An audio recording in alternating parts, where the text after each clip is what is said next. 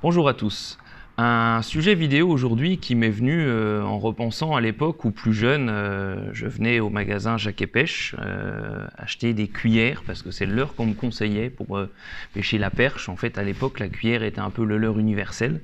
Et donc, Gabi puis Jean-Luc, les anciens propriétaires du magasin, me conseillaient d'acheter des cuillères, des Mepps Aglia numéro 2, le leurre universel et surtout un leurre pas trop cher.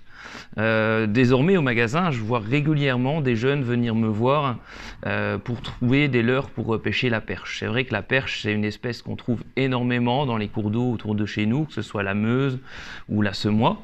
C'est une espèce relativement facile à prendre, mais malgré tout, on constate qu'il y a des leurres qui fonctionnent plus que d'autres. Donc généralement, ces jeunes ont un budget relativement serré. Et le but est de leur fournir des leurres qui sont très efficaces, mais au meilleur prix. Et c'est donc pour ça que je voulais vous parler en fait d'un leurre souple en particulier, un petit leurre souple fabriqué au Japon. C'est le Noik Wobble Shad en 2 pouces. Donc 2 pouces, ça fait 5 cm. Ce leurre, c'est un petit shad annelé. Avec une caudale plate à l'arrière, hein, puisque c'est un shad. Il est gavé d'attractants. Alors c'est un attractant un peu spécifique à la marque qui s'appelle le Bite Guts et qui provoque des aspirations assez franches de la part des carnassiers. Dans l'eau, il va vraiment imiter un petit alevin, 5 cm c'est tout petit. Donc un petit alevin dont adorent se régaler les perches et aussi les brochets à la belle saison. Donc on n'est pas à l'abri malheureusement de se faire couper de temps en temps sur ce leurre. Donc un très bon leurre pour pêcher les perches qui peut se monter de différentes manières. Vous pouvez le monter autant sur tête plombée que sur hameçon texan. Je vais vous donner après quelques références qui conviendraient. Une chose intéressante malgré tout, c'est son prix, puisque vous en avez 12 par pochette pour 8,95 €. Donc moins de 9 €, 12 leurres, ça fait plus ou moins 75 centimes le leurre. Ça reste relativement abordable. C'est un leurre qu'on vend depuis plusieurs années maintenant et je dois dire que tous les gens qui en achètent une pochette viennent en rechercher. Tout le monde en est satisfait. Il est relativement simple d'utilisation, même si je pourrais apporter quand même 2 actions différentes suivant la saison où vous pêchez.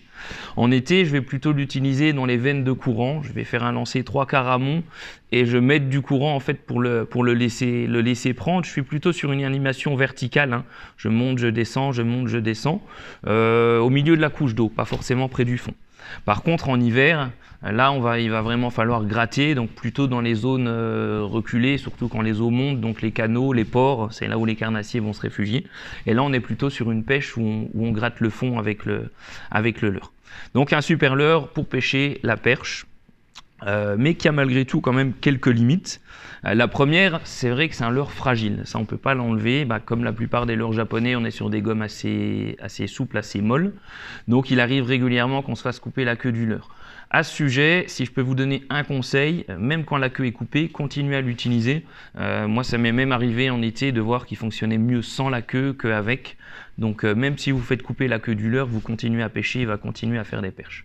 Donc relative fragilité, mais ça c'est typique de tous les leurres japonais. La deuxième limite, de par sa taille qui est relativement petite, 5 cm, c'est vrai qu'il ne sélectionne en rien la taille des perches. Donc vous allez faire des perches de 15 cm comme vous allez en faire de 40 cm. Mais je pense que quand on est jeune, quand on débute, tout ce qu'on veut c'est faire du poisson, quelle que soit sa taille. Donc ça, à la limite, c'est pas le plus important. Et la dernière limite que je pourrais apporter, c'est sur certaines parties de cours d'eau ou de fleuves, comme on a ici sur la Moselle ou sur la Meuse en Belgique, on a pas mal de gobies et c'est vrai que des petits leurres comme ça de 5 cm, les gobies en raffolent et vous risquez d'être bien souvent ennuyé par ces gobies qui vont venir taper dans le leurre et qui risquent de le déchirer assez rapidement. Donc c'est les 3 limites que je pourrais apporter. Au niveau du montage de ce petit Noik Wobble Shad en 2 pouces, vous pouvez évidemment le monter sur une tête plombée ronde, ici en l'occurrence la Decoy SV52, moi c'est ce que je préfère utiliser, ou aussi sur une tête plombée football. Donc ça c'est les SGH1, la tête football ayant l'avantage en fait d'apporter un certain rolling au leurre. Donc ce que j'appelle rolling, en fait il va vraiment faire un flanc sur flanc à la récupération et quand il va se poser sur le fond, il va se poser bien à plat. Donc ça, c'est des têtes de koi excellentes, mais relativement onéreuses. Si on veut y aller à l'économie, vous avez des têtes plombées chez Spro qui sont très bien et qui coûtent relativement peu cher, ou encore une solution encore plus économique, chez Gamakatsu, en fait, il est possible d'acheter ce qu'on appelle des hameçons jig. Donc en l'occurrence, c'est le jig 29 en numéro 4. Donc c'est des hameçons qui à la base sont conçus pour faire des têtes plombées. On va simplement venir pincer un plomb ici sur l'angle de l'hameçon, et là vous faites des têtes plombées à pas cher, et des têtes plombées qui fonctionneront elles aussi très très bien. Et enfin, on peut évidemment le monter en texan, par contre privilégier des petites tailles.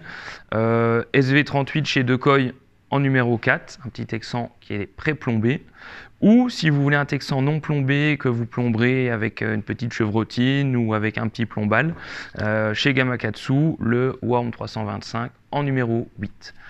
Voilà, pour conclure, il faut juste savoir que ce leurre, il existe sur la taille 2 pouces, mais il existe aussi sur de multiples tailles. 3, 4, 5, ça va jusqu'à 7,5 pouces. Mais vraiment, nous, ce qu'on vous conseille ici pour viser la perche dans les eaux autour du magasin, c'est la taille 2 pouces qui conviendra le mieux.